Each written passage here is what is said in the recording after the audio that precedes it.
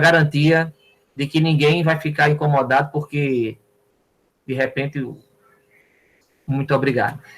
Pronto, Clarice, agora sim, pode ficar à vontade.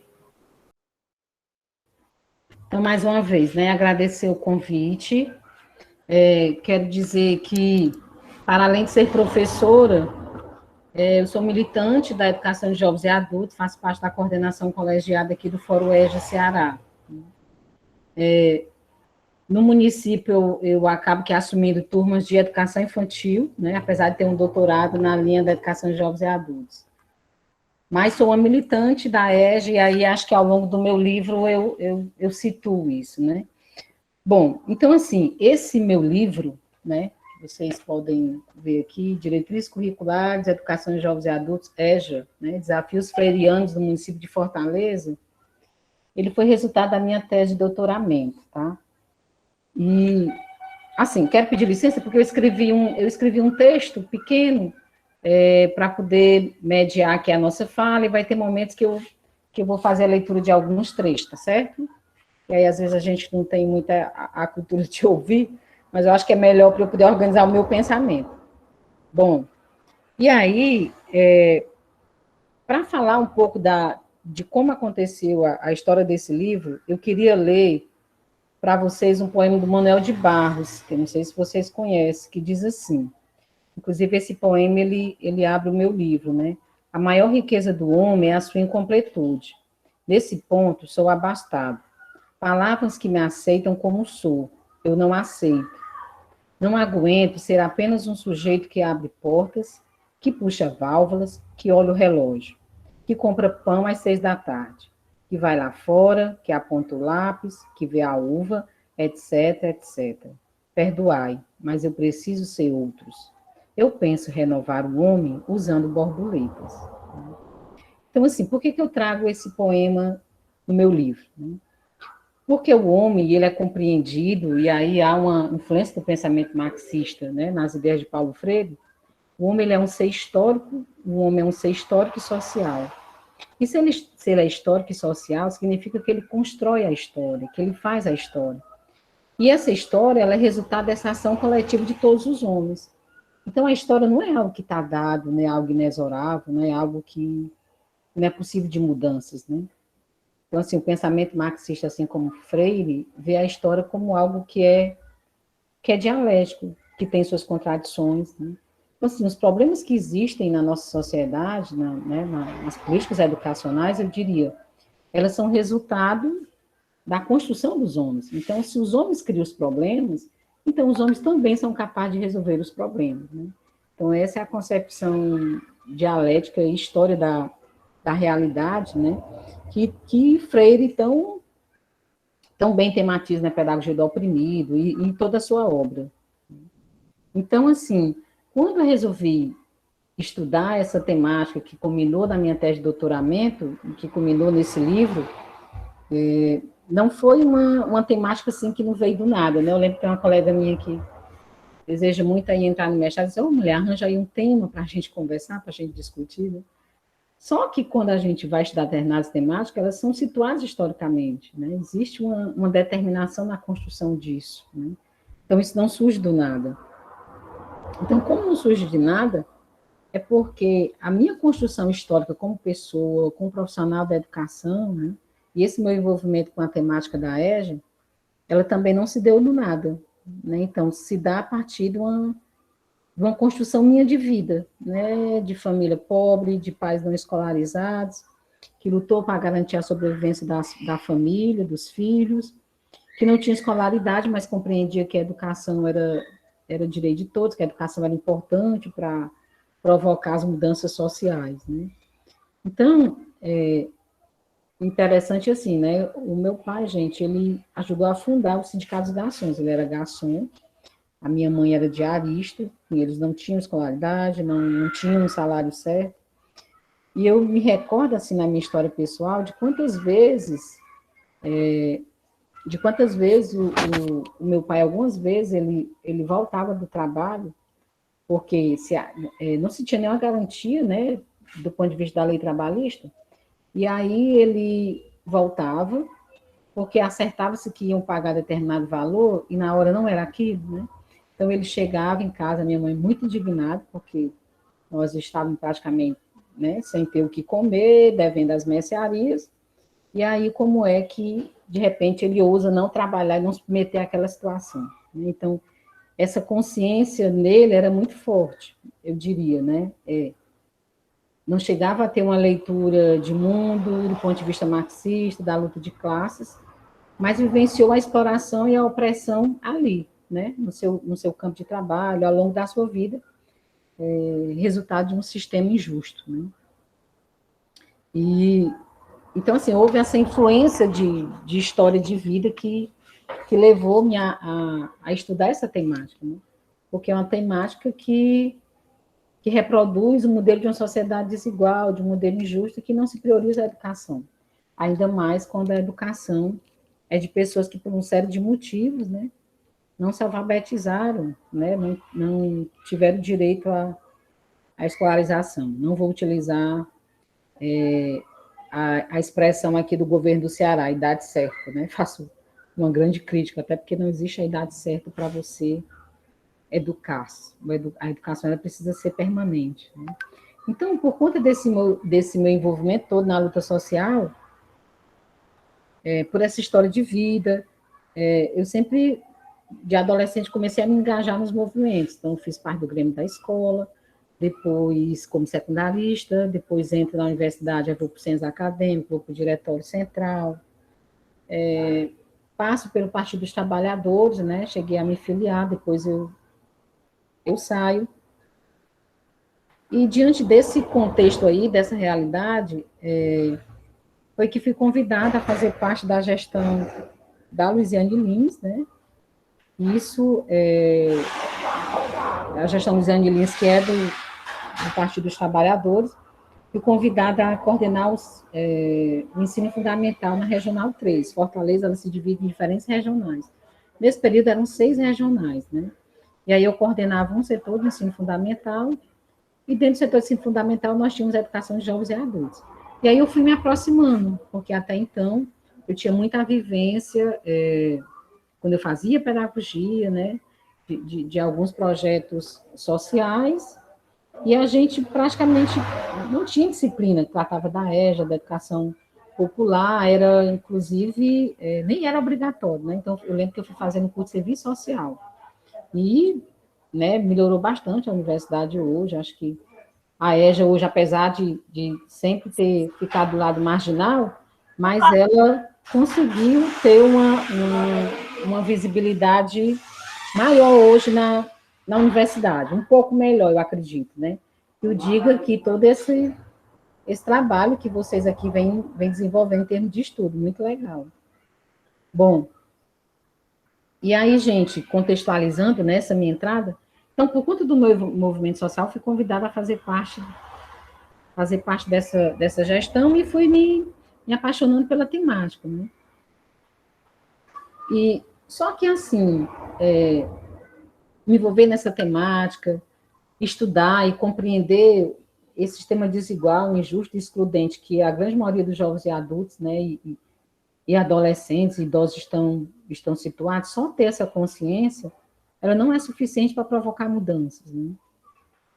Freire, inclusive, diz, na Pedagogia da Esperança, alcançar a compreensão mais crítica da situação de opressão não liberta ainda os oprimidos. Ao desvelá-la, contudo, dá um passo para superá-la, desde que se engaje na luta política pela transformação das condições concretas que se dá à opressão. Então, simplesmente ter consciência disso, né, ainda que tivesse num governo democrático e popular, salvo todas as contradições que existiram, né, porque nós não temos realmente governo perfeito, né, por exemplo, votei no Lula, votei na Dilma, mas sei que existem problemas, que existem contradições, né, incomparável com o governo Bolsonaro, é óbvio, mas poderíamos ter avançado bem mais e não avançando, né, poderíamos ter construído a égide de muitas políticas públicas maiores do que um projeto, um programa, e a gente também não conseguiu, né? Então, assim, tomar consciência é importante, mas ela não resolve o problema, é preciso a intervenção na realidade. Eu fico me lembrando da experiência que Paulo Freire vivenciou quando esteve à frente do SESI, né? e que ele muito preocupado com essa educação, né, dos pais junto às famílias, essa relação família e criança, de perceber a falta de muitas crianças, a falta de amorosidade dos pais, a violência, né, que muitas vezes eles batiam nos filhos, esses castigos físicos. E aí ele resolve fazer, né, estudar e pensar uma reunião em que pudesse ajudar essas famílias a se conscientizar sobre o que é de fato a verdadeira educação que deveria ser dada às crianças, né? Bom, só que apesar de toda essa consciência dele, de ter utilizado ali diferentes autores, né, e teóricos da educação, entre eles Piaget, isso não era suficiente para modificar a postura dos pais, né? Não era suficiente por quê? Né? Porque existia uma realidade concreta de vida das pessoas que impedia esse agir diferente, né? Então, o pai estava ali, muitas vezes, batendo no filho, não significa que ele não gostasse do filho, né? Mas você, né, trabalhar, ser mais remunerado, chegar em casa, né? E aí ele não tinha uma casa, né, uma estrutura que Paulo Freire, por exemplo, tinha, né? Então, aquilo ali, de certa forma, mexe na subjetividade do ser humano, né? E aquilo ali, com certeza, intervia nessa formação. Bom, por que eu estou fazendo essa conversa toda, né? Para situar, então, esse livro que eu apresento, né? Que foi tese de doutoramento. Nesse livro, eu buscava, né, nesse meu trabalho de pesquisa, eu buscava analisar o processo de tessitura da diretriz curricular que foi construída na época do governo da Luiziane Lins, foi um ano, essa construção, em que nós contamos com a representação de professores do primeiro ano ao nono ano, né? E aí meu recorte está para a educação de jovens e adultos. Né? Essa proposta que foi elaborada era uma diretriz, não era uma proposta curricular, era uma diretriz, e a partir dessa diretriz as escolas iriam construir a sua proposta pedagógica. Então, era uma diretriz que rompia com esse modelo de BNCC, eu diria hoje, né? Esse modelo de um currículo pré-determinado, de um currículo prescrito. Então, não dava uma receita de como o professor tinha que dar aula. Não tinha lá, né? O que fazer, como fazer. Não, né? Se tinha eixos, eram eixos temáticos, e a partir desses eixos temáticos, o professor deveria construir o seu planejamento, construir a sua proposta de trabalho, bem como a escola, né? E a partir desses eixos, nós diríamos assim, estamos ali construindo conhecimento. Né? Então, eixos, olha, nós tínhamos um dos eixos era identidade, cultura, gênero e etnia, organização social e relação social, meio ambiente e cidadania, trabalho, tecnologia, consumo e sustentabilidade, saúde e qualidade de vida e cultura de paz. Então, nós tínhamos esses eixos temáticos. E a partir desses eixos temáticos, os professores deveriam construir, as escolas deveriam construir suas propostas pedagógicas, né? E pensar o planejamento. Será que é possível pensar o planejamento a partir dessas temáticas? É fácil, né? Seria difícil? Com esse meu trabalho, eu visitei, né, nessa pesquisa, o trabalho se deu em 2 escolas, em que tinha a modalidade de educação de jovens e adultos, e aí eu realizei entrevista semi-estruturada com os professores que participaram na época desse processo de elaboração, com os assessores das universidades, né, que coordenaram esse trabalho, realizei observações em sala de aula, e a partir dessas observações, né, isso foi registrado em diário de campo, e como gestor da Secretaria de Educação, que até então, à época, estavam à frente. Bom, e aí a proposta, pessoal, tinha a base freiriana. Por quê? Né? Nos seus princípios, nós tínhamos lá uma perspectiva crítica, participativa, dialógica, flexível, contextualizada, né, que buscava essa autonomia do educando. Bom, então essa proposta, né, que está lá, né, no aporte teórico freiriano, é uma escola que nega uma perspectiva bancária de educação, que compreende a educação como politização, como conscientização, que entende que há necessidade que o educando possa dizer a sua palavra, né? Porque, ora, se a história ela é a ação consciente dos homens, né?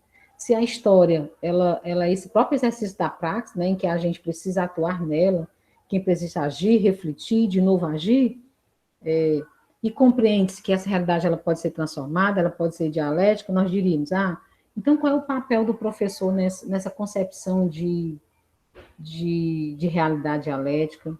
Qual é o papel da educação e do professor nesse trabalho, né? Por compreender que a educação ela está para além de conteúdos predeterminados, né? De conteúdos padronizados. Ela precisa ser politização, ela precisa ser conscientização, porque as pessoas, né, diante de um sistema excludente que a gente vive, é urgente que as pessoas possam compreender essa realidade e transformar. E aí a gente traz alguns autores, né, Giroux, que é um dos teóricos que dialoga bastante com Paulo Freire, que tem essa concepção também dialética de sociedade, de educação, e que defende uma perspectiva de educação libertadora. E, desse modo, compreende que nós, educadores, precisamos ser intelectuais da resistência. Né? Acho que essa palavra, mais do que nunca, ela é extremamente necessária nesses últimos tempos, resistência. Né? Então, assim, por ter essa compreensão de professor como intelectual da resistência, é um professor que precisa resistir a um modelo de currículo padronizado. Né? O livro, né, e a própria tese de doutoramento, ela traz uma concepção de currículo como construção social. Né? Então, se ela é construção social, nós precisamos problematizar lá no cotidiano da sala de aula as questões de poder, da ideologia, da cultura, da raça, de gênero, né? A questão de sexo. Uma ideologia, de fato, voltada para os oprimidos, eu diria, como pensa Gramsci, né? Nós deveríamos construir ali uma contra-hegemonia, uma contra-ideologia, uma contra-cultura, né?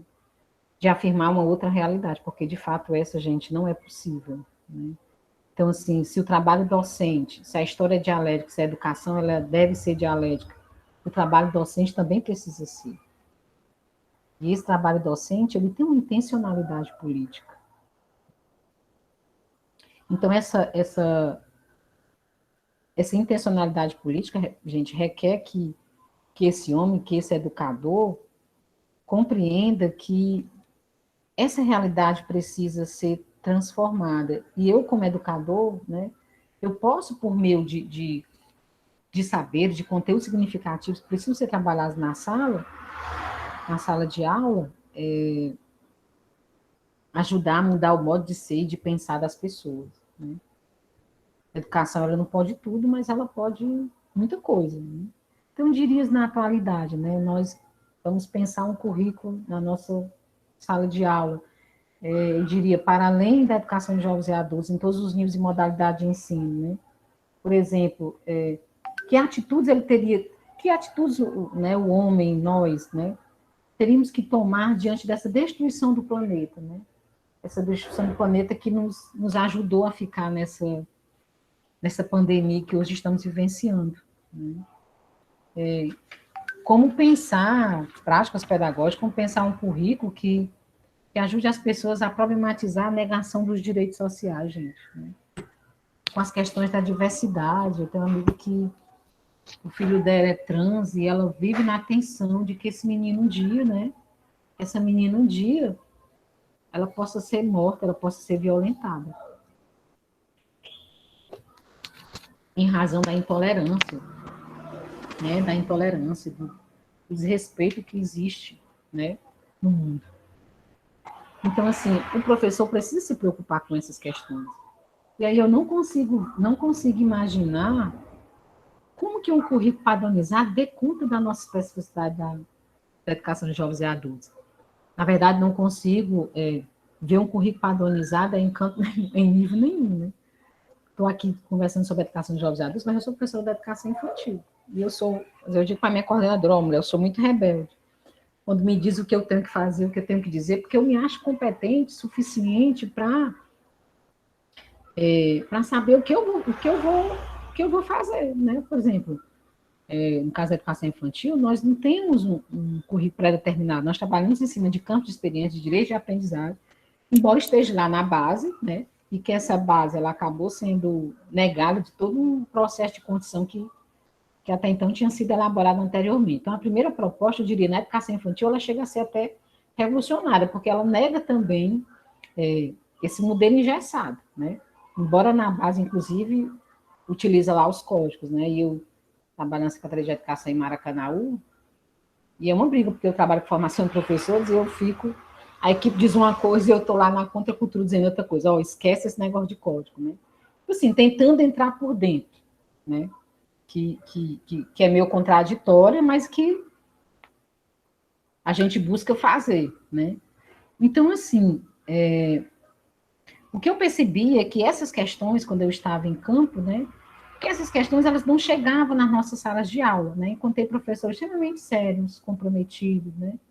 Nós que somos professores sabemos o quanto que a gente se remexe para poder fazer as coisas acontecerem, muitas vezes tirando do bolso, que politicamente não é correto, né? E que muitas vezes eu acabo fazendo, né? No meu espaço de trabalho.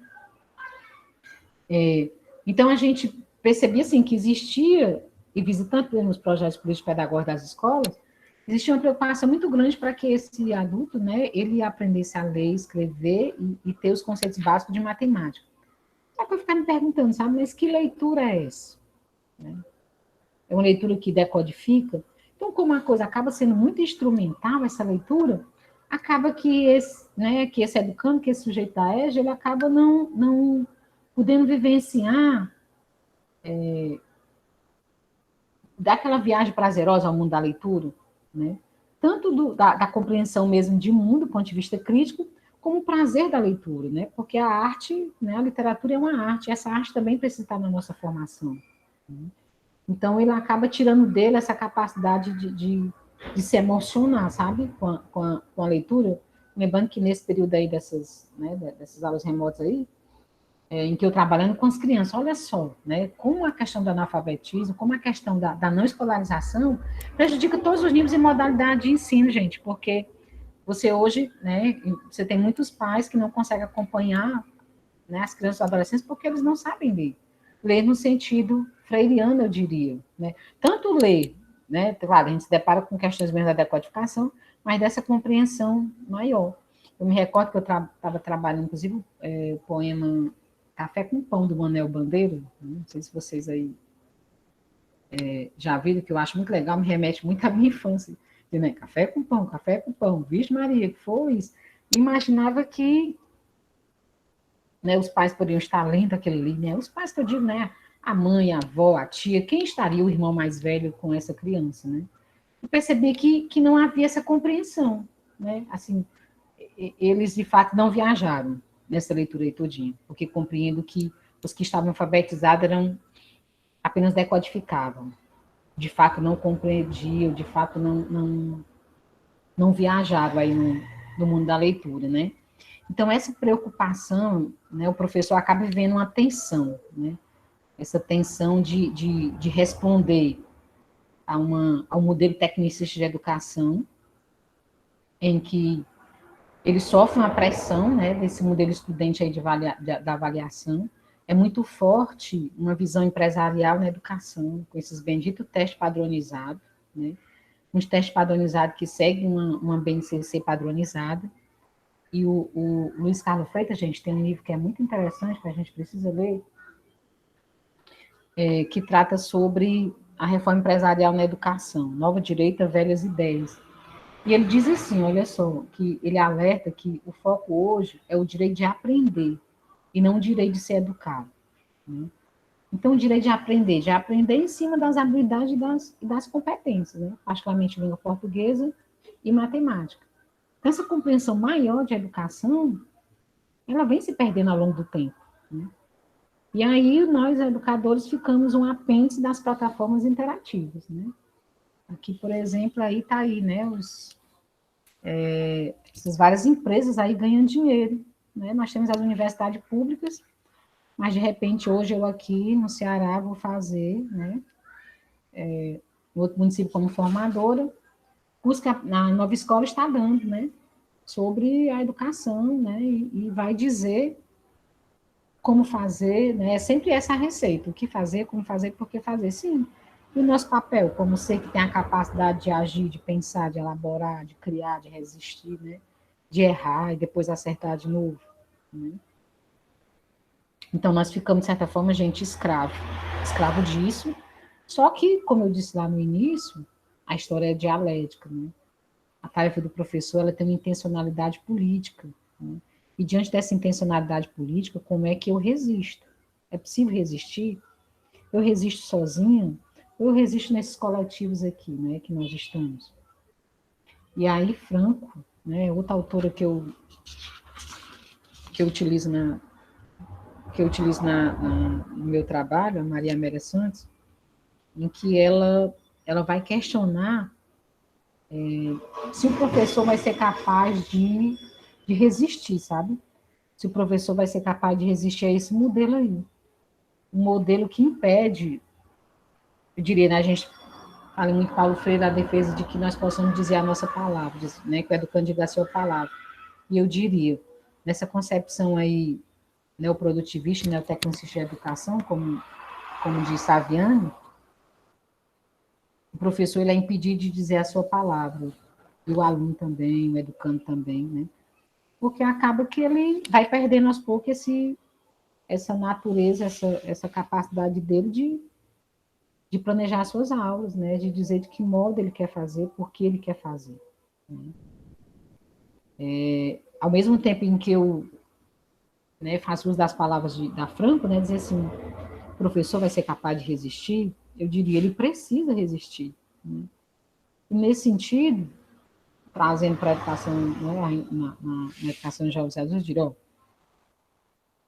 se a realidade ela se define como uma praxe social, em que considera uma totalidade social, em que considera esse exercício da ação, da reflexão e da ação, desse agir, desse refazer, desse errar, eu diria que a EJA, a Educação de Jovens e Adultos, ela é também praxe social. Né? Então, se ela é praxe social, ela é capaz de resistir. Né? Como é que ela resiste? Eu diria, a necessidade de você articular a EJA e a educação popular. Uma educação popular que não está lá nos... Adoraria ouvir o Brandão, né? O Brandão diz, não é uma educação popular que está lá nos anos 60, né?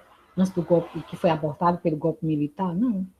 Ela se refaz quando a gente realiza, né, atividades dessa natureza, como vocês estão fazendo, né? Quando a gente sai às ruas e vai dizer fora Bolsonaro, né? Quando a gente impede que escolas de EJA sejam fechadas, né? Porque há sempre aquela fala de que não existe alunos, né?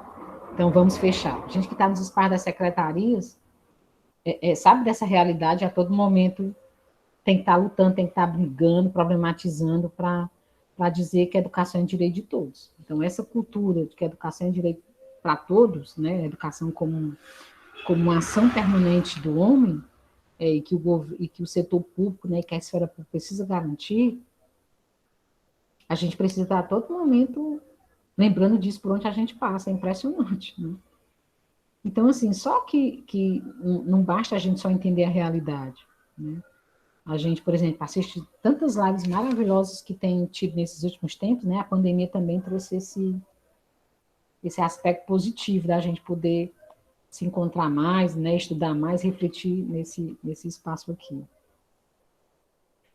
Só que não é suficiente entender a realidade. Só entender a realidade, só ter consciência dessa realidade, ela não opera mudanças na sociedade, né? E nesse sentido, eu diria assim, lembrando do Belchior, né? Um cantor maravilhoso aqui, cearense, que eu amo, ele diz, né, em uma das suas canções, amar e mudar as coisas me interessam mais. Então, modificar as coisas, né? Marx já dizia, não basta só, os filósofos se preocuparem em interpretar a realidade. Não basta só interpretar. Precisa transformar essa realidade. Né? Então, amar e mudar as coisas me interessam mais. Aí a gente traz a amorosidade de Paulo Freire, um amor no sentido de amar os homens, de amar as pessoas, as causas sociais, a busca dessa transformação. Né? Então, isso é resgatar Paulo Freire nesses últimos tempos, quando intensificou, né? A miséria, a exploração, intensificou a negação do professor de poder dizer a sua palavra, né? De pensar o que vai fazer e como vai fazer. E aí, voltando para o livro, então, a perspectiva do currículo que está posto nesse livro é um do currículo que precisa ser construído com os educandos, que precisa ser problematizados a partir do cotidiano deles, de modo que o educador, ele ajude o educando nessa consciência desse novo mundo, né? Esse mundo que é preciso sonhar, né? É o inédito viável, né? De algo que não existe, mas que é possível de existir. Mas interessante, gente, que para a elaboração dessa proposta à época do governo, né? Teve muitas tensões ao longo desse ano, né? Porque nós temos também nós, enquanto educadores, temos uma concepção bancária, né? Só beber água. Nós temos uma concepção de educação bancária. E aí a gente quer que a coisa já venha mesmo, muitos, né? Eu não, mas muitos, né? Quero que a coisa já venha amarrada, né? É mais fácil trabalhar assim, quando a coisa já vem mais amarrada, né? Então, como é que a gente resiste a esse modelo? Como é que a gente nega esse modelo? Muitas tensões no âmbito da secretaria à época existiram, né? Porque alguns não concordavam com esse modelo. E aí os professores assessores dizem, poxa vida, mas se a gente está defendendo a concepção freiriana, gente, não tem como, né? Esse currículo, essa diretriz já vim pronta. Né? Então, assim, currículo padronizado, agora vale ressaltar, né, que eu acho que ainda hoje, essa proposta ela foi desconsiderada pelo governo Roberto Cláudio, né? Sai a Luziane, que era do PT, e entra o governo Roberto Cláudio, que era do PDT na época. Né? E quando entra essa proposta, muitos dizem, mas aquela proposta da Luziane é uma proposta solta, que não tinha nada, né?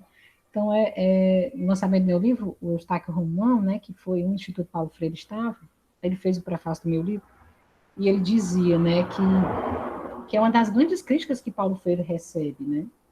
Que a pedagogia freiriana recebe, é essa crítica de que não existe né, que não existe conteúdo, que não existe rigor científico, né, que isso é uma luta que eles precisam, né, nós freirianos precisamos enfrentar no cotidiano. Então, há essa crítica, né, de que era algo que não tinha um direcionamento para o professor. Né? Só que esquece de dizer, quem faz a crítica, que você não ter um currículo padronizado não significa ausência de conteúdo. Né? Ele apenas é ressignificado. Então, assim, a escola, como um espaço de produção de cultura, ela pode ser recriada, né? Esse conteúdo ele é recriado. Não pode ser somente algo que eu vou, né, passar a tarde, a noite ou o dia ali narrando para o aluno, depositando nele uma série de conteúdos. Né? Nós diríamos assim, nós aqui, né, que já somos professores, passamos para a universidade.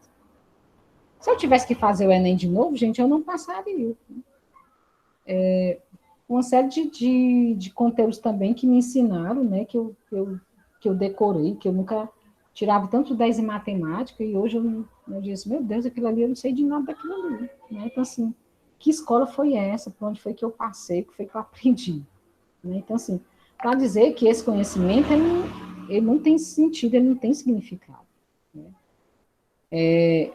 O Gabriel Pensador, né, que na época, acho que há muito tempo atrás, escreveu na época um rap, era o estudo errado. Né? Então, a gente vive um estudo errado, em todos os níveis e modalidade de ensino. Então, assim, esses eixos temáticos que foram pensados, eles apontam numa perspectiva que vê a EJA com esse olhar diferenciado, sabe? Inclusive na busca de negar essa rigidez do tempo, do espaço, desse saber sistematizado. Né? Então, assim, era a busca de que nós pudéssemos fazer um trabalho mais criativo. E aí, na conversa com os professores, né, teve trabalho muito legal, encontrei muitas experiências interessantes. Mas também, né, encontrei experiências que eu diria assim, poxa vida, isso aqui não tem nada a ver com a educação de jovens e adultos. Também chegava com muito cuidado, né, porque, quer dizer, você está chegando de fora, né, então, assim, não tem sentido eu também estar lá e, de repente, ter que fazer críticas ao trabalho, né, dos colegas. A gente chega com muito cuidado, porque às vezes os pesquisadores, né, chegam e faz aquela leitura todinha e diria assim, o professor também está fazendo o seu currículo, né? Por exemplo, na atualidade hoje aqui em Fortaleza, não existe o coordenador pedagógico que acompanha a educação de jovens e adultos, anteriormente tinha. Então, você tem o quê? Você tem que é uma sobrecarga para o coordenador pedagógico, você tem esse coordenador que é do dia, e ele precisa se dividir para poder dar conta da EJA, né? Você hoje não tem uma equipe na Secretaria de Educação que diz assim, essa equipe faz esse trabalho de acompanhamento, de assessoramento, nós temos 2 pessoas. Então, assim, como é que 2 pessoas dão conta de uma rede imensa que é Fortaleza, gente? Nós somos a 4ª rede do país, né? Só para vocês terem ideia, em termos de aluno, né? Então, como é que, de repente, qual é o lugar da educação de jovens e adultos em Fortaleza, né? E nesse momento, a todo momento, eu faço ao longo do livro, eu faço a crítica, né? Tomo um partido, né? Uma posição política de negar o descaso com que a educação de jovens e adultos tem enfrentado ao longo das décadas, né? Que é um caminho descaminho, a gente ganha e a gente perde, né? E a todo momento tem que estar resistindo para não perder tanto. É o que eu digo o governo Bolsonaro, né? Mas os últimos livros foram comprados no governo da Dilma, né? Então, assim, o currículo da EJA, ele deve ter uma lógica que é preciso ter muito claro isso, em que o centro, pessoal, precisa ser o do educando. Né? O centro precisa ser o educando. Não pode ser um teste padronizado, não pode ser uma avaliação externa. Né? E aí eu digo no meu texto, né, como a cultura não é algo homogêneo, a escola também não poderia impor uma mesma forma de ensinar e avaliar para todos, considerando a especificidade dos sujeitos presentes na escola, no caso específico da EJA.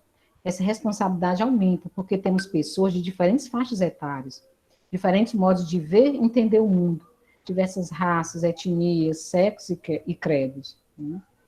Então, assim, essa escola, ela não pode ser homogênea. Nós temos essa diversidade toda aí na educação de jovens e adultos, né? Então, como pensar que uma BNCC vai dar conta de nós? Né? Por outro lado também, gente, eu tenho alguns posicionamentos que, para muitos, pode ser considerado polêmico, né? Que se nega, inclusive, eu coloco isso no livro, de que a época quando ela foi elaborada, quando se teve, né, toda a discussão em torno da BNCC, inclusive eu, aqui no Ceará, na época, teve seminários, eu participei, e os próprios movimentos... Aldo, Os próprios, não tem um fone que me empreste? os próprios movimentos dos fóruns de EJA em nível nacional, né, faziam uma crítica dura à BNCC, porque era um currículo padronizado. Esse currículo padronizado, ele não dá conta da educação de jovens e adultos. Acredito que isso é consenso, né? E que haveria a promessa, então, de se ter uma outra base, essa outra base não veio. E eu questiono, sabe, que o fato da gente não estar na base também, ainda com todas as contradições, eu acho que é afirmar também um lugar marginal da gente, sabe? Porque nós não existimos para o sistema, né? Nós não existimos. Então, a gente não existir também é ruim, eu diria. Bom, então, assim, no meu trabalho, não, perdão, como eu estava colocando, né, essa necessidade de ter esse currículo não homogêneo. E para construir também esse currículo não homogêneo, para além dos documentos legais, para além das propostas que surgem, eu penso também, né, e Paulo Freire também coloca isso na Pedagogia da Esperança, que o professor também precisa fazer uma autoavaliação, né, o exercício de autoavaliação. O professor também precisa sair dessa linguagem da crítica. Né? Ele precisa negar esse caráter racional e tecnicista, né? Ele precisa negar esse caráter racional e tecnicista, ele precisa resistir a uma formação antidialógica. Né? Na prática, a gente recebe uma formação antidialógica e que essa formação ela anestesia a gente, né? Anestesia a gente que, de certa forma, ficamos sem muitos conteúdos, sem ter capacidade para pensar e refletir. Eu fico imaginando. Eu lembro que em conversa com os professores, à época, né, eles Teve uma atividade lá muito interessante na escola, com a literatura de cordel, e eu fiquei maravilhada, né? Aí a professora dizia, Clarice, a gente nunca mais fez uma aula diferente.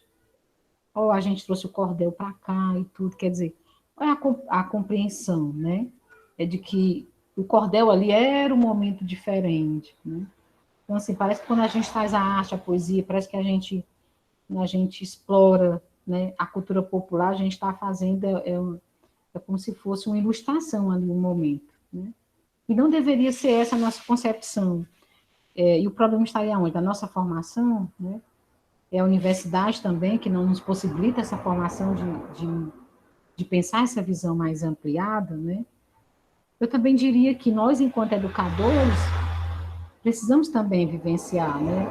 A poesia, a arte, a música, né? Se deleitar com tudo isso.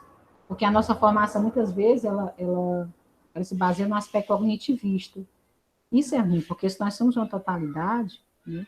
A gente, enquanto subjetividade humana, precisamos ter essa formação mais ampla, né? O que seria de nós nesse período agora, gente, pandêmico, se nós não tivéssemos a arte, né? E aí muitos de nós têm acesso aí aos canais, né? Os canais por assinatura aí, têm acesso aí aos bons filmes, né? E tantos também da população brasileira que não tem acesso, né? Tantos adoecer do ponto de vista psicológico. E assim, então a arte, ela é fundamental, o acesso à música, à literatura, e a gente, enquanto professor, precisa, né, estar também assim, porque dessa forma, isso nos ajuda também a pensar a nossa aula, né, o nosso cotidiano da sala de aula.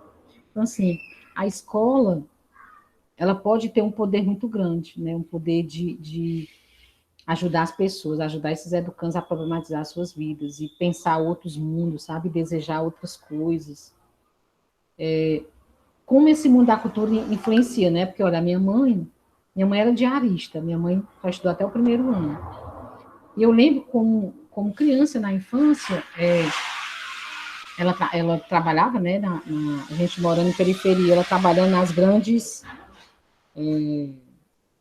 na elite aqui de Fortaleza, percebia que a dona tinha muita assinatura de revistas, de histórias, e aí toda a vida que jogava fora, né, que eu jogar no lixo, a minha mãe trazia para mim, porque ela percebia que eu gostava de ler, né? Então, aquilo ela compreendia, né, mesmo sem ter todo esse universo, que aquilo ali era importante para a nossa formação. E, de repente, né, as revistas, lá Isto É, né, a Veja, que antes era até boa, né? Então, ela trazia isso. Então, esse mundo todo que ela vivenciava, influenciava. Né? Então, eu acredito que quando a gente está sempre aí, né, na leitura, na música, e está trazendo isso para os educandos, isso ajuda bastante, né? Nessa formação, nesse desejo de querer saber mais, de ler mais, de entender mais. E aí o Luiz Carlos Freitas também vai dizer, vai dizer lá na Reforma Empresarial da Educação, no livro dele, que a escola a gente tem muito poder. Né?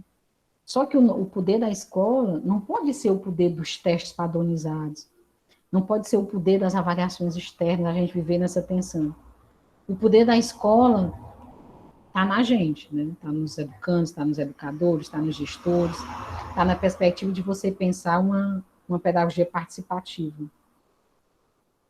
E essa pedagogia participativa, né, implica trazer todo mundo, implica trazer os educandos, sobretudo, né?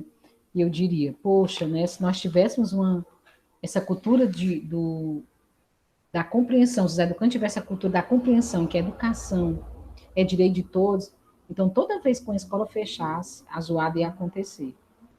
Né? Porque eles iam compreender que eles têm direito de estudar. Né? E é responsabilidade do poder público bancar isso aí. A de Pierro, ela nos diz que, né, estudiosa das políticas populares em educação de jovens e adultos, que existe uma cultura das famílias reconhecerem o direito de defender o direito das crianças, né, quando não tem a creche, de brigar pela creche, de brigar pela escola. mas não tem essa cultura dele mesmo, né? Para ele mesmo reivindicar essa escola. Então é preciso construir essa cultura, né? E nós, como educadores, podemos dar essa grande contribuição, porque o nosso trabalho precisa ter intencionalidade política.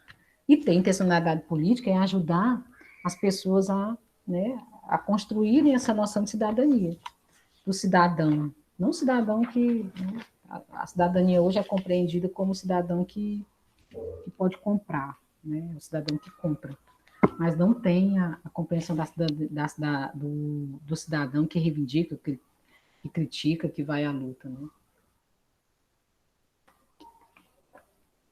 Bom, e como o nosso trabalho precisa ser esse trabalho dessa resistência, dessa intencionalidade política, então a gente volta para a questão do currículo, né?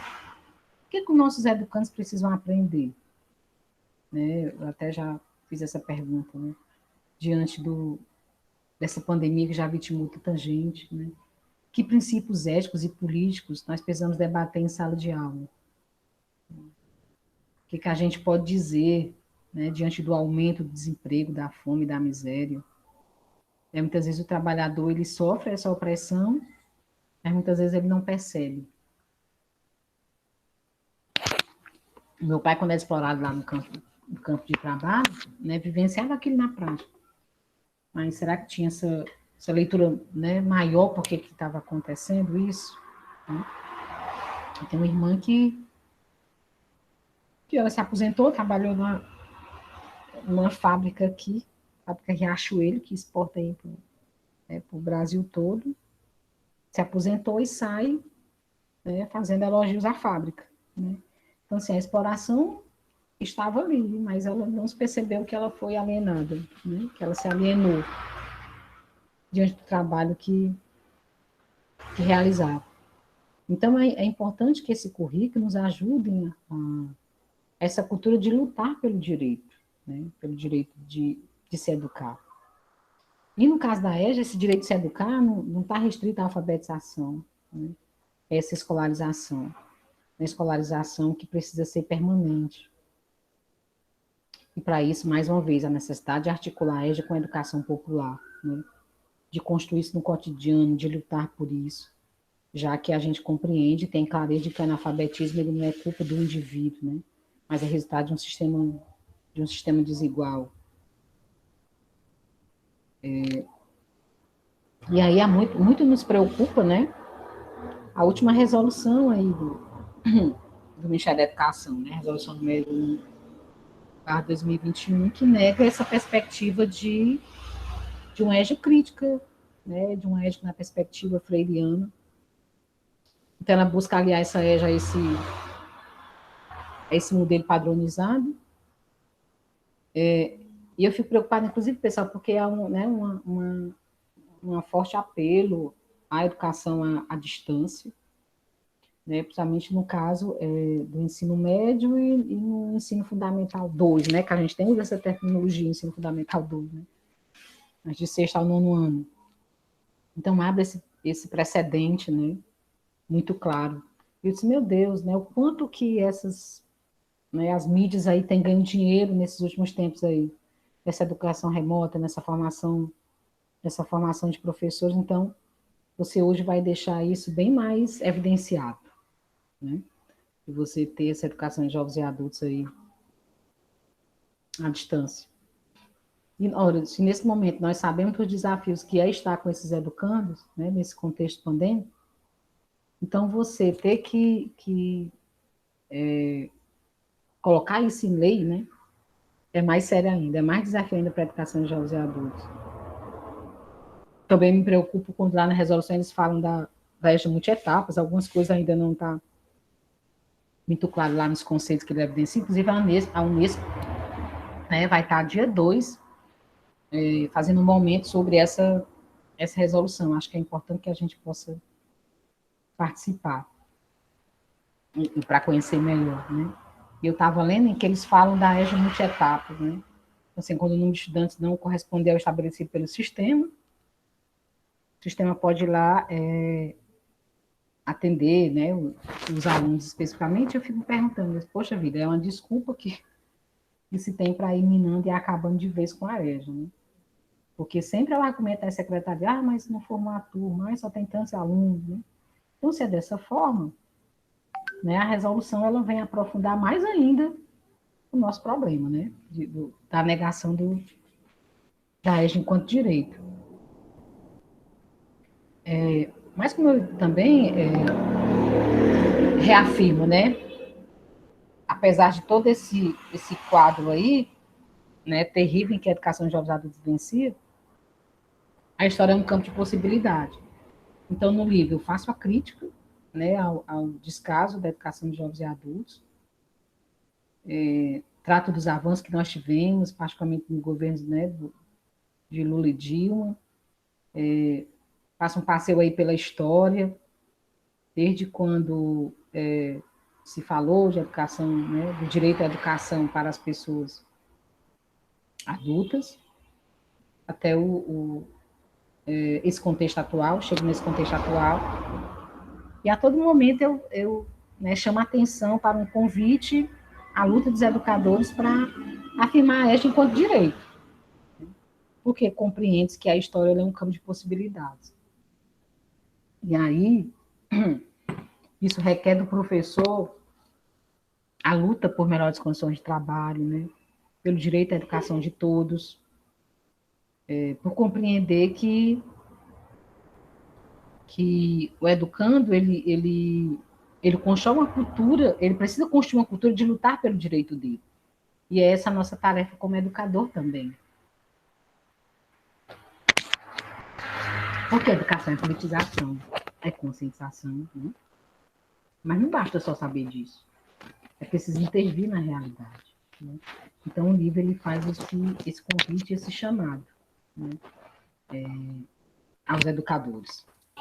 Bom, então, o livro ele reafirma esse direito, né, e convida todos para abraçar essa luta. E porque não se aceita, por exemplo, que essas escolas possam ser fechadas, que esses educandos sejam negados em seu direito inalienável de ter educação, né? Então, assim, os dados da PNAD, gente, dos últimos dados, são terríveis em termos de milhões de analfabetos ainda. Aqui no Ceará, né, isso faz toda a propaganda aí da proposta do Ceará que virou política nacional. Mas para vocês terem uma ideia, de cada 10 cearenses, 6 eles não têm a escolaridade básica, né? Então, assim, são dados muito, muito ruins, muito feios, né? Muito perversos em termos da garantia de política num país tão desigual.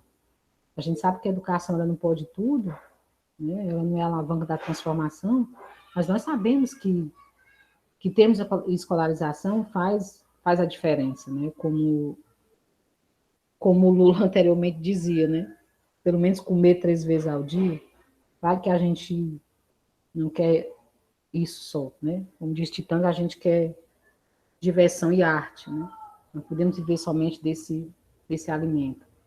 Mas é desumano ver quantos jovens, né, quantos adultos a gente tem por aí trabalhando aqui no meu bairro mesmo, moro no bairro de periferia aqui em Fortaleza, e vejo a quantidade de jovens que trabalham, né, sendo entregadores de água, que ganham, que estão fazendo algo para sobreviver, né? A escolaridade pode possibilitar outros sonhos, outras realidades, né? E isso está sendo negado, né? Então, assim, trazer ele para a escola é difícil, e aí quando a gente consegue trazer ele, e nós oferecemos, por exemplo, uma base nacional dessa, né? Porque nessa busca que o governo quer de alinhar a EJA, ele quer que a gente faça um trabalho com base nas competências e nas habilidades, né? Ele quer esse trabalho engessado aí. Acho que eu diria assim, nós, os mais antigos, não sei se recordam, mas que ainda acho que na gestão Lula, foi construído os cadernos EJAs, bem interessantes, que era um trabalho todo na perspectiva da interdisciplina. E o tema central era trabalho. Então, você tinha trabalho, meio ambiente, trabalho, desemprego, trabalho, eram 12 cadernos, né? Trabalho e gênero, trabalho e sexo, não me lembro de todas as temáticas do momento. Aquele material era um material maravilhoso que poderia ser bastante explorado, né? Professora Clarice, Oi?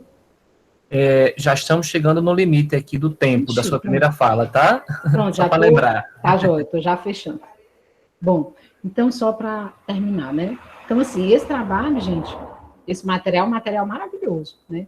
E que poderiam ser explorado, né? E que abriria muito bem, não me faria falta, né? Ter um livro didático, né?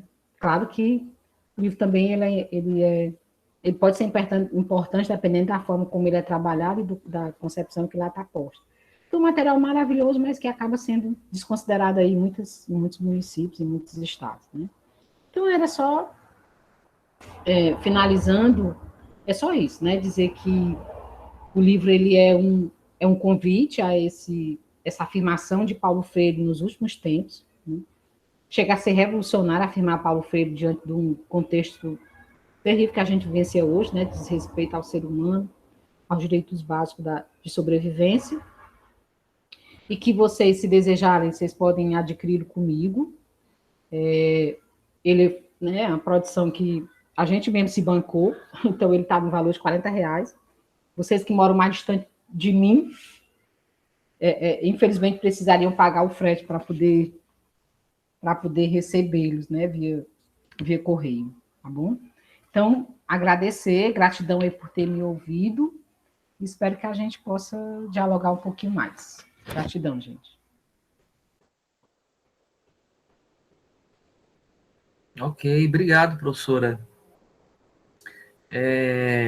Eu gostaria de fazer uma pergunta para todo mundo que está aqui, né? Nós temos 20 pessoas. Alguém aqui conhece esse material que a professora se referiu, produzido na época do governo Lula, Trabalho e EJA? Quem conhece pode colocar aí o S ou não, se não conhece, aqui no bate-papo, só para a gente ter uma ideia. O Pedro conhece, a Yara não, a Kelly também não. Vamos lá, pessoal, se posicionem, vamos ter uma ideia aqui, ó. Celine não, nem Fernanda, nem Janiara. Ok. Bom, eu estou perguntando... Alessandro, deixa eu Pois não, diga, querida. Não, só para acrescentar assim, né, que na época ele foi criado em parceria com a CUT, com a Unitrabalho. Com a Unitrabalho, sim. Né? Isso muito sindical, né? Só para esclarecer um pouco para vocês, né? O governo, na época, o governo federal fez um convênio com a Unitrabalho, né? Com base numa avaliação, né, de que o nosso estudante da EJA, ele predominantemente ou está trabalhando ou está pleiteando, vamos dizer, entrar no mundo do trabalho, né?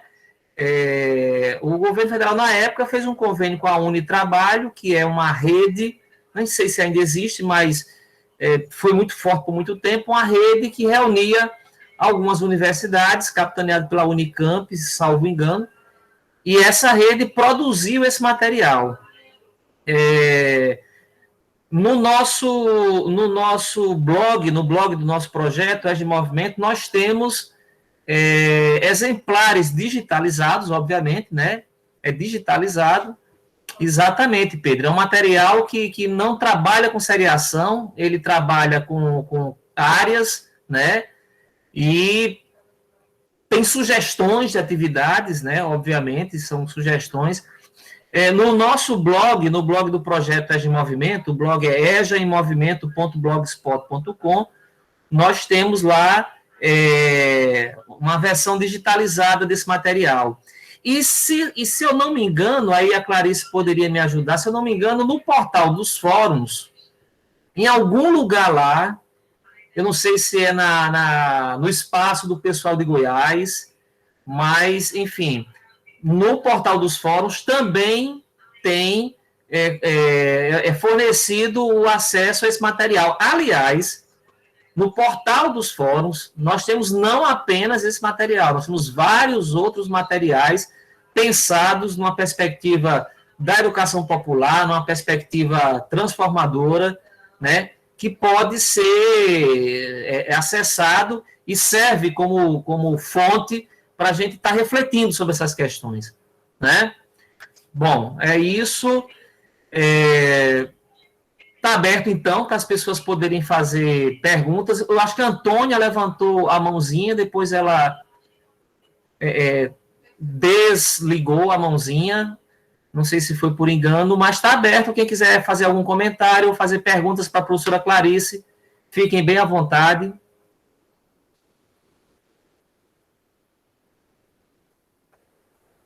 Eu tenho perguntas, mas vou esperar por vocês, é claro, né?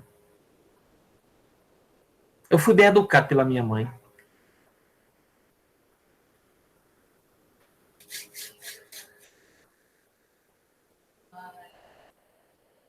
Tem um pessoal que saiu da live do Brandão, veio para cá.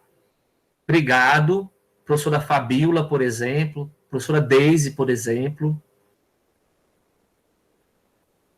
Bom, enquanto vocês estão aí pensando, eu vou fazer a pergunta que eu tenho, tá bom? E aí a professora Clarice vai... Dou-lhe uma, dou-lhe duas, dou-lhe três. Olha aí, o Pedro tá mostrando, olha, tem um outro link aqui, tem um link do nosso projeto, tem um link que o Pedro está trazendo de acesso ao material. Lembrando também, né, que nós temos aqui o link do formulário do registro de presença. Bom, então a pergunta que eu tinha para fazer, Clarice, enquanto o pessoal está olhando aí, é o seguinte: primeiro, essas diretrizes de Fortaleza, sobre a qual você pesquisou, ela ainda está em voga? Primeira coisa. Se ela não está em voga, você tem como ceder para a gente uma cópia desse material para que as pessoas possam também acessar, dar uma estudada, dar uma olhada? Porque eu estou supondo que, se não estiver em voga, certamente não está disponível em lugar nenhum, né? Mas estando em voga, certamente lá quero crer, né, no site da prefeitura, do departamento, do setor de EJA da prefeitura, a gente poderia acessar esse material. Mas a primeira pergunta é essa, né? Se o documento está em voga, se não está, enfim, como acessar o material. A segunda pergunta tem a ver com o processo mesmo da sua pesquisa. Você, aparentemente, pelo que a gente viu no resumo que você mandou para a gente, houve conflitos, houve resistências, né?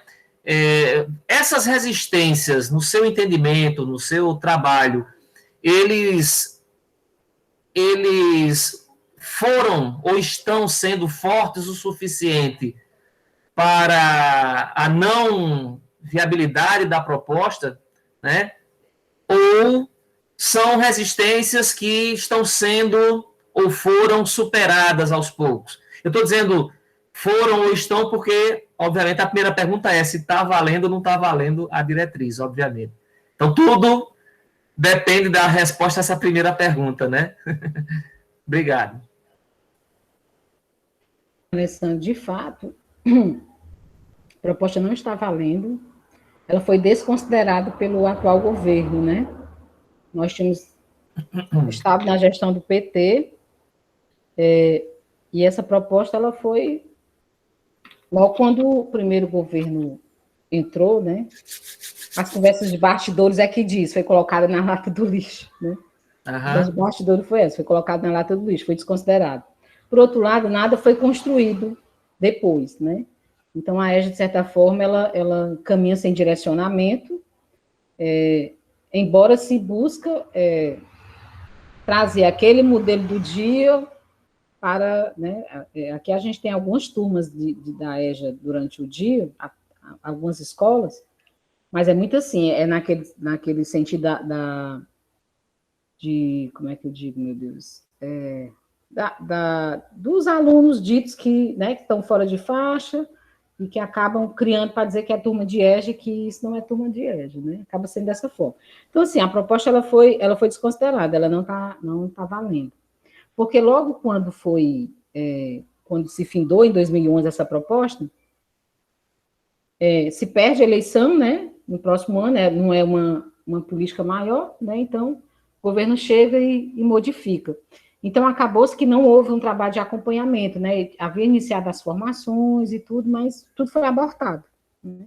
Então, as tensões naquele tempo surgia esse debate, eu diria assim, o debate numa relação mais horizontal, que eu diria, nós estamos entre nós, somos nós que discutimos concepções, né, e debates de compreensão de modo de educar, né?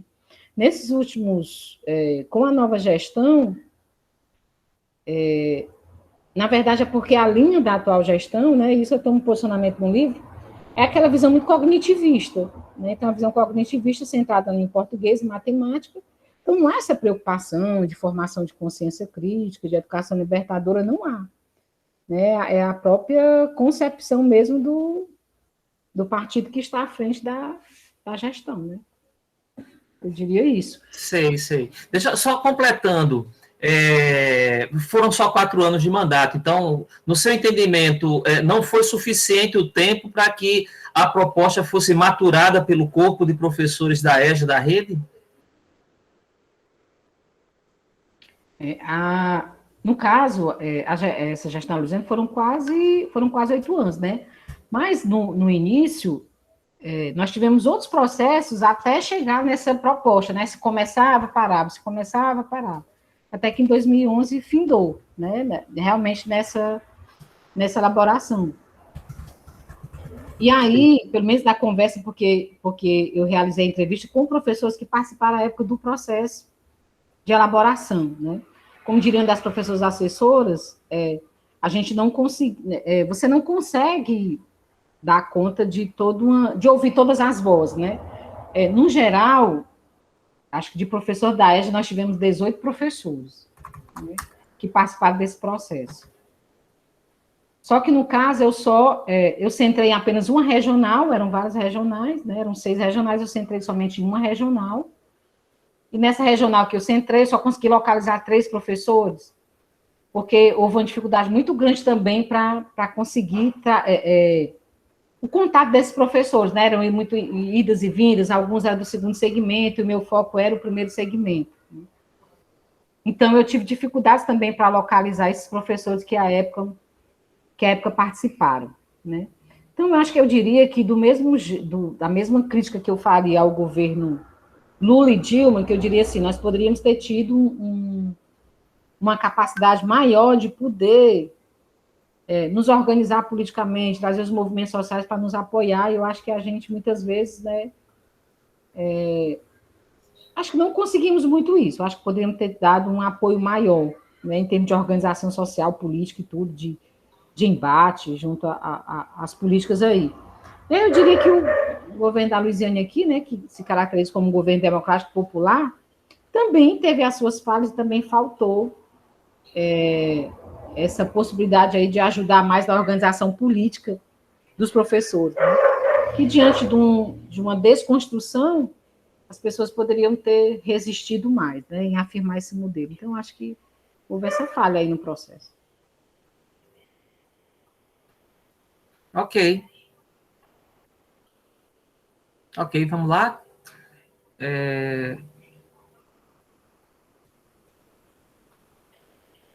Quem mais? Alguém tem perguntas? Comentários? Eu não tenho uma pergunta exatamente, mas Yara. uma colaboração para algumas falas de Clarice em relação a esse engessamento que a gente tanto tem dificuldade de fazer com que o professor da EJA rompa, né? Assim, de ter uma referência ou um instrumento, né, que seja a base para ele trabalhar, que normalmente é assim que o professor coloca, mas eu vou me respaldar em que, então, como a gente tem dificuldade para romper com isso. essa semana eu tive uma reunião com uma das escolas que eu acompanho aqui na regional, e eles me pediram uma ajuda, porque as turmas, os alunos estavam se ausentando muito das aulas, né? São turmas do Fundamental 2, né, de sexto ao nono ano, os quarto e quinto período, e eles muito, muito preocupados, porque já tinham feito várias tentativas e o aluno estava, né, se evadindo mais uma vez da escola. E o professor de matemática, que era um dos professores que estava com a gente, ele colocando que a dificuldade que o aluno tem de usar a plataforma, de acessar a internet e tal, que ele já tinha feito várias tentativas, inclusive feito um trabalho para ensinar os alunos como é que eles inseriam o material, como é que eles viam o material. Mas, infelizmente, aí, essa foi a fala que me chamou a atenção, é que ele compreendia todas essas dificuldades, mas não podia abrir mão, né, assim, da devolutiva das atividades do aluno sem ser pela plataforma. E aí eu fiquei pensando, de quem é a dificuldade, né, nesse momento, quando ele coloca isso, né? Se é de fato do aluno em inserir a atividade na plataforma, ou ele de se sensibilizar com essa dificuldade do aluno, né? E, num dado momento, eu os provoquei a refletir que, em 2009, que a questão da evasão ou da desistência ou né, seria a palavra mais adequada para a gente usar para esse distanciamento do aluno da EJA, ele não é de agora, desse momento em que nós estamos vivendo, né, nem é localizado só aqui na nossa cidade, mas nós tínhamos inúmeros motivos para justificar isso em 2009, que nós estávamos numa condição presencial. Agora nós estamos numa condição virtual, né? Então, nós temos outros elementos que implicam nessa condição, né? Então, como é que a gente está olhando para isso? O que é que a gente está fazendo com isso, né? Então, era essa colaboração que eu queria trazer, para quando a gente também fica nessa discussão de ter diretrizes, não, temos uma BNCC, será que é de fato isso, né, que está faltando ou que não está norteando o nosso trabalho? Então, era só para colaborar aí com as reflexões. Pois é, Yara. Eu tinha alguém inscrito? Não, Clarice, eu queria aproveitar e fazer uma pergunta, aí você pode conversar, complementar. Como é que foi o processo de discussão com os professores das escolas, o processo de constituição, de confecção dessas diretrizes? Eu acho que seria importante também você falar um pouco sobre isso, né? Certo. Assim, esse trabalho ele foi construído ao longo de um ano, né? Então, todas as quintas-feiras, a gente se reunia para essa construção, né? Tivemos assessores das professoras no caso, a UFC, o S, o Unilab aqui no Ceará, e aí nós tínhamos os encontros. Quando, logo, para pensar o início, né, eu também faço até uma crítica no livro, dizer assim, né, porque na conversa com os professores, eu percebia que os professores, muitos, como se eles não lembravam, né, aquilo eu fiquei muito frustrada, porque eles não lembravam dos encontros, né? De como é que tinha sido as discussões, os embates, né?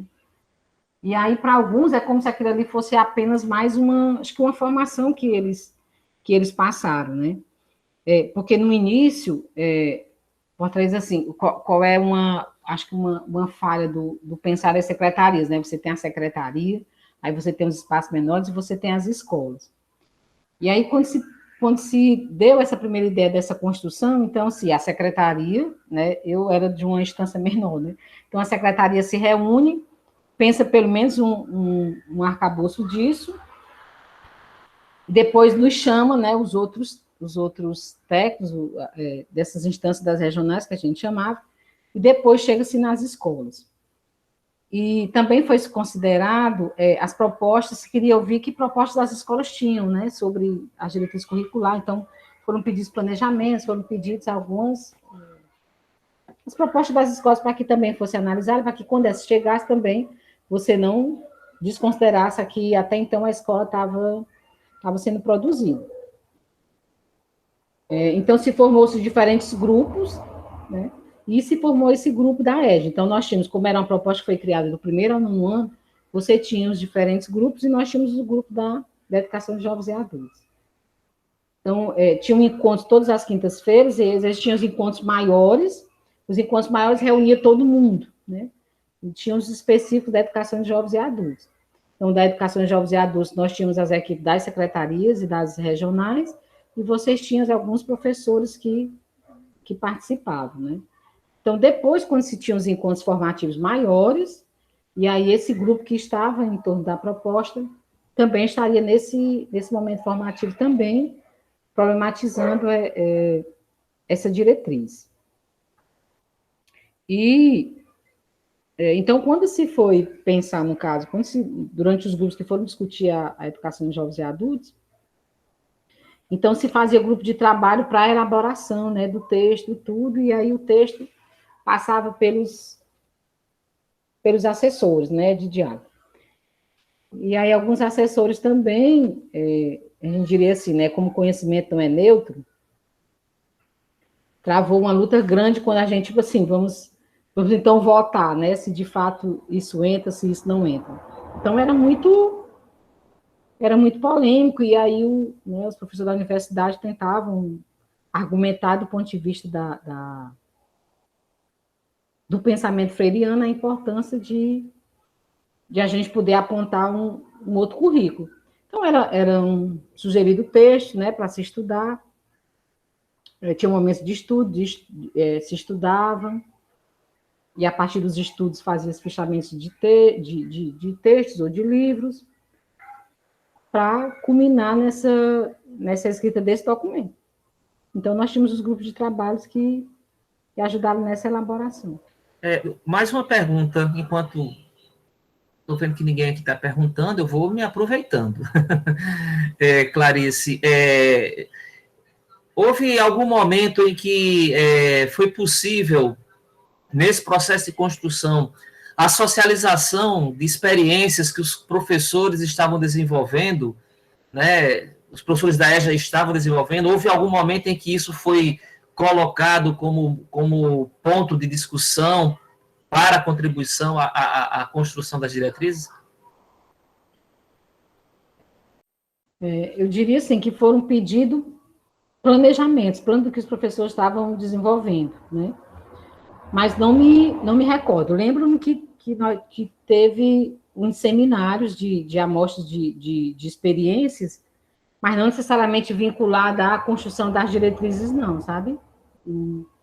Que eu me recorde, não teve, não. Teve parte das formações mesmo. Clarice, esses professores, né, assim, o grupo de trabalho, eram todos vinculados à EJA no espaço escolar, ou também vocês conseguiram trabalhar com pessoas que trabalhavam com a EJA em espaços não escolares, inclusive espaços prisionais, socioeducação, enfim, em outros ambientes?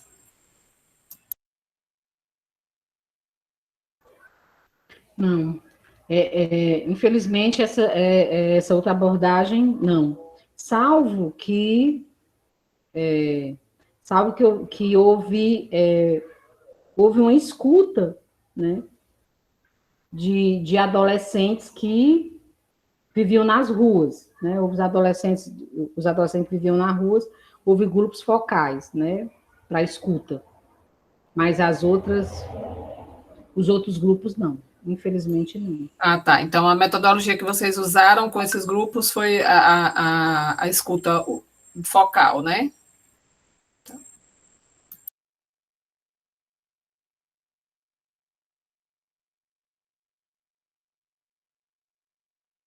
Teve, na verdade, acho que teve essa limitação de pensar uma proposta bem no âmbito mesmo dessa escola dita formal, né?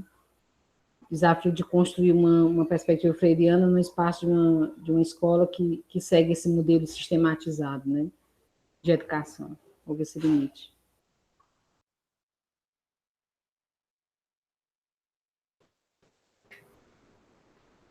Bom, estou vendo aqui, não tem perguntas. Se não tiver perguntas nem comentários, pessoal, a gente libera a nossa professora, viu? Porque ela tem mais o que fazer, tá entendendo? Clarice, eu sou um professor que eu fico quebrando protocolo, viu? Não sei se Rita falou isso para você, mas eu não sou muito de ficar muito... Eu não aguento muito tempo certinho, não. É bem freiriano mesmo, né? Pois é. Bom, pessoal, olha, se vocês não tiverem nada para perguntar, como já são 8h49, 8:50, a gente vai fechando por aqui a nossa conversa. A Clarice está deixando o número dela de celular aqui no bate-papo, para que vocês acessem, comuniquem-se com ela, a fim de adquirir o livro, né? Gostaria de dizer uma coisa que eu acho que é muito importante. E aí, Clarice, ao mesmo tempo que agradeço a você, chamar também, digamos assim, fazer um chamamento aos colegas professores para trilharem um caminho como esse seu, né? Que caminho é esse? É o caminho em que a gente, além de fazer a militância, a gente se volta a fazer uma reflexão e a escrever e a produzir sobre o assunto. Não estou me referindo a escrever e produzir por exigência, né, de um título de mestrado ou doutorado, né? No seu caso, o seu trabalho de pesquisa, ele redundou, né, no título de mestrado, não é isso? Mestrado ou doutorado? Doutorado. Doutorado, pois é. O trabalho redundou, né, resultou em você ter esse título de doutorado. Mas não é uma questão de título, né? É uma questão de você se voltar para aquela realidade, né? E tentar sistematizar aquilo ali e publicar aquilo ali, né? Eu acho que é uma exigência que está colocada para todos nós, a gente tentar fazer isso daí, né? Inclusive desapegado das amarras acadêmicas, né? No nosso grupo de WhatsApp, por exemplo, eu coloquei para os colegas, olha, a gente tem um blog, então mandem artigos, né? Escrevendo qualquer coisa que a gente pode escrever, que seja uma reflexão que pode contribuir com outros colegas a partir, né, da leitura, é válido. Então, é muito importante que a gente faça isso, né? Então, aquele momento, aquela situação em sala de aula que lhe mobilizou a fazer uma reflexão, né? Escreve aquilo ali, publica aquilo ali, e publica num jornal, publica num blog, manda não sei para onde, né? Aquela experiência didático-pedagógica que você sistematizou, que você organizou, né? E que você, mesmo depois de ter feito, desenvolvido, ficou cheio de questões, achando que poderia ter feito diferente, escreve como fez e escreve o que você acha que deu certo e o que você acha que não deu certo. Porque a gente não pode, a Clarice falou isso no início, a gente não pode ficar refém de propostas que não refletem o nosso próprio refletir. A construção de qualquer proposta pedagógica, de qualquer diretriz curricular, passa pela reflexão que nós fazemos das nossas próprias práticas. Reflexão livre, aberta, né, desarmada, né? Eu sei que a nossa atividade como professor tem uma dimensão muito grande da solidão, né? Nós somos, em certa medida, o nosso trabalho, em certa medida, é um trabalho solitário, porque quando a gente está na sala de aula, é nós não estamos com outro colega do lado, então tem uma dimensão da solidão, né? Mas, claro, e por isso a gente às vezes se acostuma e se cerca de cuidados, mas tem uma outra dimensão muito importante, que é a gente socializar, compartilhar com os colegas o que a gente acha que funcionou e o que a gente acha que não funcionou. A humildade de receber a crítica, ou a humildade de receber uma questão que aponte para uma outra forma de fazer aquilo ali, essa humildade ela é fundamental no nosso fazer, né? Tanto quanto, né, a certeza e as convicções de que o que fez deu certo, foi bacana, e a defesa em torno daquilo ali, né? Se a gente não construir esse ambiente, né, de compartilhamento das nossas opiniões, das nossas reflexões, a gente não cresce muito, a gente não abre muito possibilidades de crescimento, seja de cada um de nós, seja de uma proposta pedagógica que reconheça a diversidade, as especificidades dos sujeitos da EJA e da própria EJA como modalidade.